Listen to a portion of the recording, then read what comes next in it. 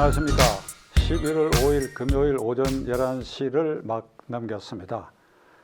오늘 오후 2시에는 국민의힘당 대통령 후보가 4사람이 경쟁한 가운데 누구로 될지가 결정되는 날이기도 합니다. 그러나 우선 시청자 여러분들께 저는 이재명의 대장동 게이트 사건의 수사가 이 검찰에 의해서 지금 막바지에 와 있는데 이 단계에서 김오수 검찰총장과 이정수 중앙지검장 이 사건 수사 라인의 최고 그 다음 책임자 이 두 사람이 이재명 민주당 후보를 끝내 금명간에 소환해서 조사하고 사법 처리할 자신이 없다면 첫째, 자신은 있으나 도저히 그럴 수 없는 어떤 사정, 그것은 검찰의 지휘관인 법무부 장관도 민주당 당원이고 그리고 어떻든 여당의 대통령 후보로 뽑힌 이상 함부로 손댈 수도 없다. 그러나 사법 처리에 자신은 있으나 이런 정치적 환경 때문에 우리가 손대기가 어렵다. 이렇다면 손을 떼세요. 금명간에 손을 떼는 결단을 하시기 바랍니다. 지금 약 20차례 가까이 특검이 발동된 바가 있는데 그중에 이 한 번은 검찰이 스스로 특검에 넘겨야 되겠다고 한 사건이 있었습니다. 그건 검찰이 이 독립적으로 중립적으로 수사하기 어렵다고 본 그런 부분이 있었는데 마찬가지입니다. 이번에도 정치적 중립을 지키고 이미 여당 후보가 된 사람을 금명간에 불러서 사법 처리를 할 수 없다. 그런다면 민심에 백기투항을 해야지요. 그건 불명예가 아닙니다. 불명예가 아니에요. 우리로서는 지금 어쩔 수 없으니 양해하시고 특검으로 가시기 바랍니다. 이렇게 백기투항, 민심의 백기투항, 이것이 후일 검찰의 명예를 지키는 차선의 방법이 없다라고 하는 평가를 반드시 받게 될 것입니다. 검찰, 그러니까 김오수 총장, 이정수 중앙지검장이 지휘하고 있는 이재명의 대장동 게이트 사건의 이 수사에 대해서 내부적으로 서로 이견이 충돌하고 있다는 것입니다. 성남시장 이재명에게 업무상 배임죄를 물을 수 있느냐? 이거 정책적 결단을 한 사안에 대해서 배임죄를 물을 수 있느냐? 이래가 과거 대법원 판례도 아마 전부 뒤져보고 그런 것 같은데 이 사건은 최소한도로 미필적 고의가 분명히 있습니다. 미필적 고의. 총장과 중앙지검장에 내가 이게 타이르듯이 얘기를 하는데 최소한으로 미필적 고의는 분명히 있는 겁니다. 9월 14일 날 이재명 씨는 스스로 자백을 했지요. 그것은 전부 내가 설계해가지고 당군 이래 최대 수익을 얻은 그 모델을 만든 것은 나 자신이라고 얘기를 하고 그 뒤에 자꾸 말을 바꾸기 시작했는데 그 말은 요지부동입니다. 그리고 어제 그저께 구속된 김만배의 구속영장에 유동규와 김만배, 남욱 등이 공모하여 대장동의 민간인 지분을 지금과 같이 확대해서 받을 수 있는 것을 이렇게 공모해서 결정을 했다. 이거 시장은 딱 빼고 얘기를 했어요. 그런데 김만배 씨는 영장 실질 심사를 받기 전에 그 담당 변호사가 이런 얘기를 했습니다. 만일 김만배가 업무상 배임죄가 적용된다면 그건 시장도 업무상 배임죄인데 시장의 책임은 묻지 않고 하부의 그 이익을 얻었다고 하는 김만배만 처벌하면 어떻게 되느냐. 이게 언론에 보도되니까 영장 실질 심사 받으러 나온 김만배 씨가 기자들 앞에서 그건 잘못된 말이다. 뭐가 잘못되느냐?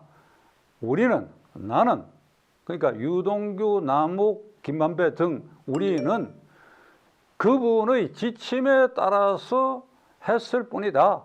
그분의 지침에 따라서 실행했을 뿐이다. 여러분 이거 말장난이죠. 그분이라 그랬어요. 이 그분은 얼마 전에 또 한번 말썽이 생긴 일이 있죠. 세 사람의 녹취록에 화천대유 1호 주인은 그분이라고 얘기했는데 이게 그러면 이재명이 아니냐 그랬더니 아니다. 그런 뜻으로 얘기한 것이 아니다. 그랬는데 이게 김만배가 부지불식간에 이재명 시장을 지칭할 때 그분이라고 하는 것이 지금 이번에 들통이 나버렸지요. 그러니까 그분의 결단에 따라서 지침을 내렸을 뿐이고 우리는 그것을 따랐을 뿐이다. 이 말이 그 말 아닙니까? 결국 그 지침에 따른 내가 배임죄가 된다면 그 지침을 내린 시장님 그분도 배임죄가 되지 않느냐. 이 말이 생략되어 있으니까 그 전날 대리인인 변호사가 김만배가 업무상 배임죄에 해당된다면 이 시장도 배임죄에 해당된다 한 말하고 뭐가 다릅니까? 여기 아주 말을 요설적으로 하는데 사실 다 자백한 겁니다. 자, 이래서 유동규, 김만배, 남욱이 이번에 이 엄청난 설계 과정에서 그들이 작당해가지고 이를 엄청난 이익을 내게 했다. 말이 안 되는 소리죠. 말이 안 돼요. 그러니까 김만배 말 그대로 이재명을 소환 조사해서 사법 처리하는데 구속영장 청구하는데 김만배 말 그대로 적으면 판사도 이해를 할 것입니다. 그대로 적으면 돼요. 우리는 그분의 지침에 따라서 실행했을 뿐이다. 그러니까 그분이 성남시장이고 그분이 이걸 설계했다. 그리고 9월 14일 날 본인의 입으로 자백했지 않습니까? 김 총장, 이 지검장 뭘 망설여요? 이게 증거가 명백한데 뭘 갑론을박합니까? 그래, 이것까지 아니라고 칩시다. 그러면 시장의 입장에서는 그때는 부동산으로 이게 투기붐이 일어나기 시작했을 때니까 이게 초과이익이 발생할 수도 있다라고 하는 것을 그걸 판단을 했어야지요. 적어도 그 생각이 안 미쳤다고 한다면 그것도 문제지요.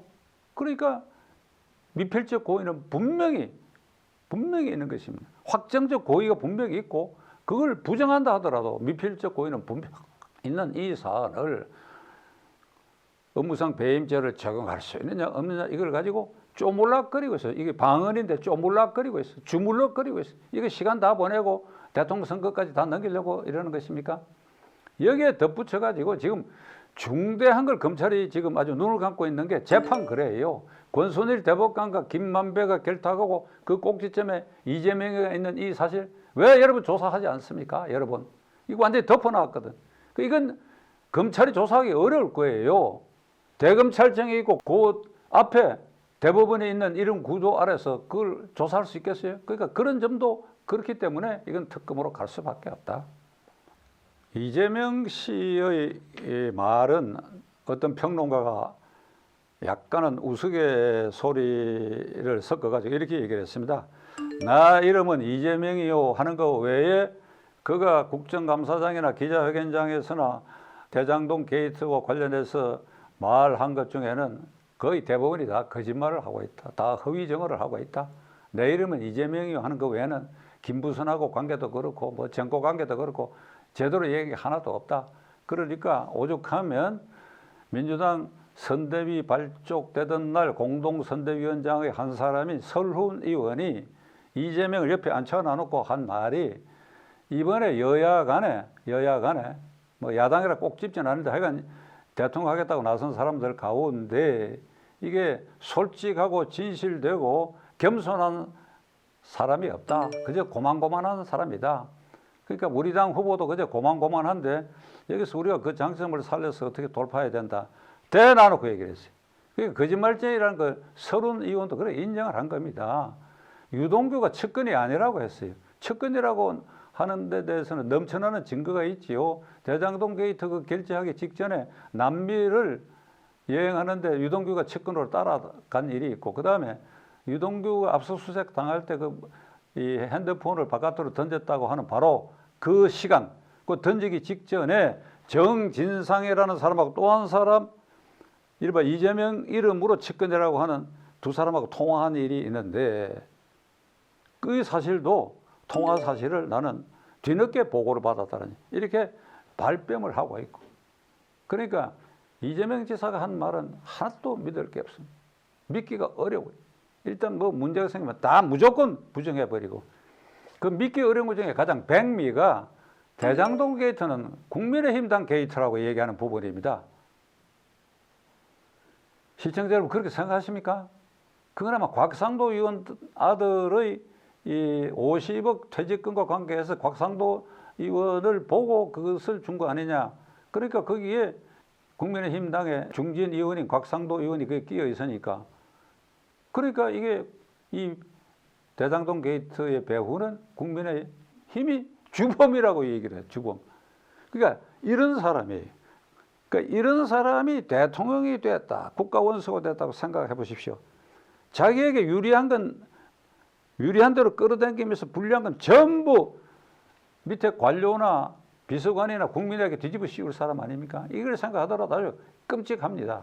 자, 결론 이쯤에서 검찰은 아주 이를 앙다물고 즉각 이재명을 소환해가 사법처리 수순으로 밟아가지고 재판 거래까지 권순일의 재판 거래까지 수사할 수가 있다 한다면 그렇게 하고 아니라면 내주 초에 오늘 금요일이니까 이번 주말에 생각해보고 손을 털어요. 국민에게 항복 선언했어요. 부끄러운 일이 아닙니다.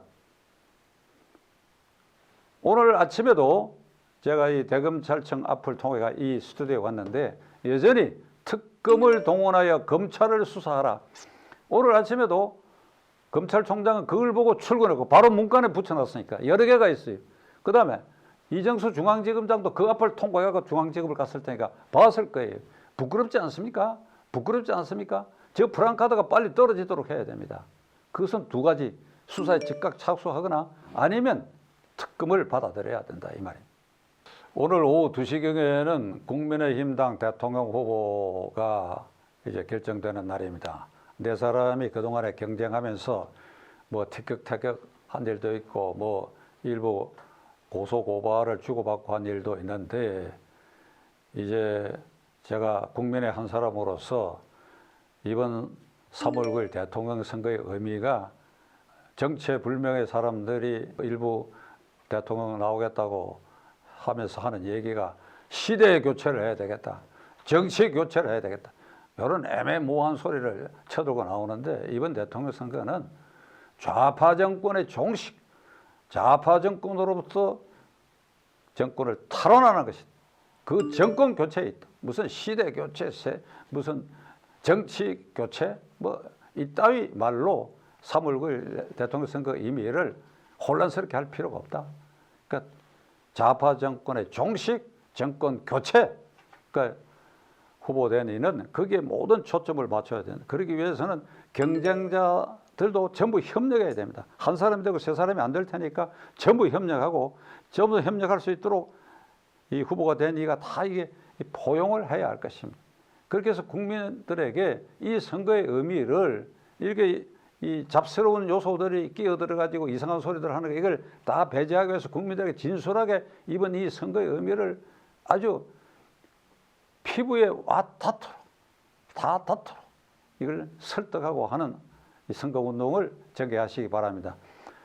그러면서 제가 한 가지 우려하면서 덧붙여야 할 일은 이 안철수 요소입니다. 이 안철수 씨는 이재명 후보와 그리고 경쟁하고 있는 네 사람 후보를 싸잡아 가지고 이번 월요일 날 이런 얘기를 했지요. 지금 여야 간에 경쟁하고 있는 이 후보들은 도덕성도 결여되어 있고 정책 수립과 실행할 능력도 결여되어 있다.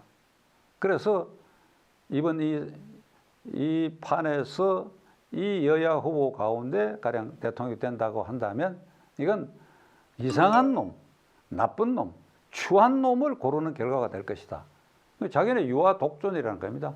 그래서 안철수 씨로부터 이상한 놈, 나쁜 놈, 추한 놈으로 지칭당한 네 사람 중에 한 분이 후보가 되니까 여전히 안철수 눈에는 이상한 놈, 나쁜 놈, 추한 놈으로 낙인 찍혀져 있을 것입니다. 그런데 포용하세요. 안철수 씨를 포용하세요. 저는 어제 그저께 연달아서 안철수 씨에게 경고적 충고를 계속하고 있습니다.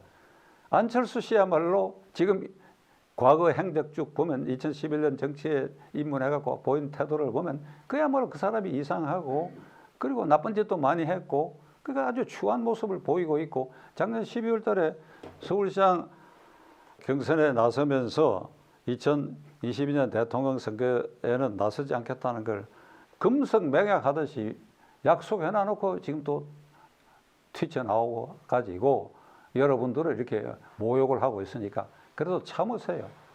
끌어안으세요. 끌어안으십시오. 안철수 씨에게는 제가 이상한 놈, 나쁜 놈, 추한 놈 외에 한 가지를 보태려고 그래도 말이 나온 김에 무치한 놈이라, 무치한 놈. 부끄러움을 모르는 놈이다. 그러니까 안철수에게는 제가 4개를 보태고 싶어요. 무치한 놈이다.